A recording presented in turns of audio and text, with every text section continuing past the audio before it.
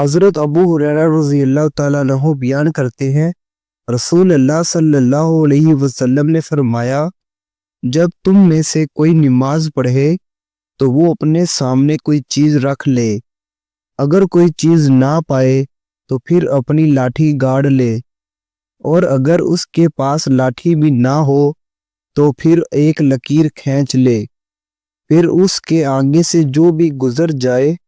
وہ اس کے لیے معذر نہیں ہوگا۔ حضرت عائشہ رضی اللہ تعالیٰ عنہ بیان کرتی ہیں، میں رسول اللہ صلی اللہ علیہ وسلم کے آگے سو جایا کرتی تھی، جب کہ میرے پاؤں آپ صلی اللہ علیہ وسلم کے سجدہ کی جگہ پر ہوتے تھے۔ جب آپ سجدہ کرتے تو آپ مجھے ہاتھ سے دبا دیتے تو میں اپنے پاؤں سمیٹ لیتی، اور جب آپ صلی اللہ علیہ وسلم کھڑے ہو جاتے تو میں انہیں پھیلا دیتی۔ انہوں نے بتایا،